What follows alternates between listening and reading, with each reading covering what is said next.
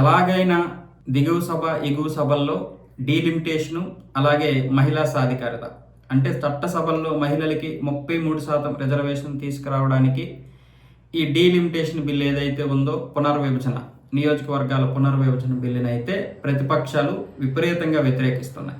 అంతేకాకుండా పార్లమెంటుకు వచ్చి నరేంద్ర మోదీ అమిత్ షా ఇద్దరూ కూడా క్షమాపణలు చెప్పాలి, విద్యార్థుల మీద జరిగినటువంటి ఆ యొక్క లాఠీ చార్జ్కి అలాగే పెల్లెట్ గన్స్ విషయంలో క్షమాపణలు చెప్పాలి, అవసరమైతే అమిత్ షా రాజీనామా కూడా చేయాలని చెప్పి ప్రతిపక్షాలు రాహుల్ గాంధీ పట్టుబడితే ఈ పార్లమెంటరీ వ్యవహారాల శాఖ మంత్రి అయినటువంటి కిరణ్ రిజిజు గారు రాహుల్ గాంధీ ఇంటికి వెళ్ళారు.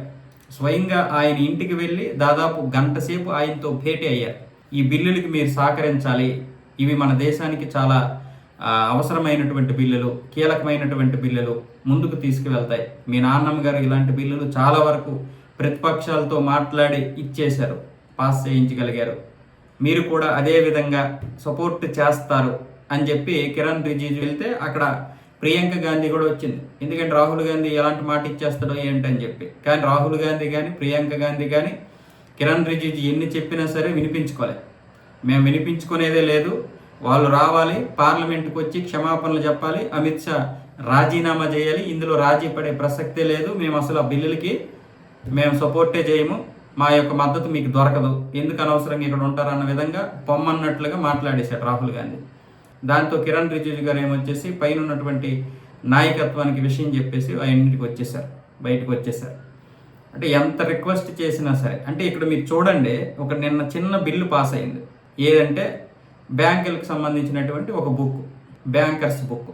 అది భౌతికంగానే కాదు, ఎలక్ట్రానిక్గా ఉండాలి, డిజిటలైజేషన్లో కూడా ఉండాలి అని 1891 ఆ బిల్లుని సవరణ చేశారు.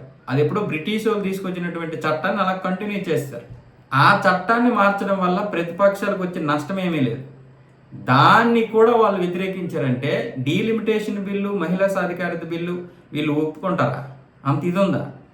పైగా ధర్మేంద్ర ప్రధాన్ రాజీనామా చేయడం వల్ల సీజేపీకి వచ్చినటువంటి మైలేజ్ని చూసి ఇప్పుడేమొచ్చేసి రాహుల్ గాంధీ పార్లమెంట్ని సజావుగా సాగకుండా అమిత్ షా రాజీనామా కోసం పట్టుబడుతున్నాడు. ఇప్పుడు ఆమ్ ఆద్మీ పార్టీకి సీజేపీకి పేరు వస్తే సరిపోద్ది, మరి నా పరిస్థితి ఏంటి? నేను కదా ప్రధాన ప్రతిపక్ష నేతని, నాకు కదా ఇప్పుడు ఈ క్రెడిట్ అంతా రావాలి. ఆ క్రెడిట్ని ఏమొచ్చేసి హైజాక్ చేయలేకపోతున్నారు, ఇక్కడేమొచ్చేసి పార్లమెంట్లో క్రెడిట్ రావడం లేదు. ఇప్పుడు ఈ బిల్లులు కనుక పాస్ అయ్యాయంటే దేశంలో అందరూ తనను నమ్మినటువంటి ప్రతిపక్షాలందరూ కూడా రేపు విమర్శిస్తారు అనే భయంతో ఇప్పుడేమొచ్చేసి అక్కడ ప్రియాంక గాంధీ కూడా ఉంది. మళ్ళీ ఏమో అన్న ఏమైనా మళ్ళీ ఊపేస్తాడేమో, తల ఊపేశాడంటే మళ్ళీ పెద్ద చిక్కు వస్తుందని చెప్పి ఈవిడేమొచ్చేసి ఇందిరాగాంధీ లెవెల్లో ఒప్పుకునేదే లేదు, ఇదే లేదు, మేము ఈ యొక్క బిల్లులకి మేము ఒప్పుకోమని చెప్పేసి ఈవిడ కూడా ముందరగా అడ్డపడింది అనమాట. దాంతో కిరణ్ రిజిజు గారు రిక్వెస్ట్ చేసినంత వరకు చేశారు, వచ్చేసారు ఆయన.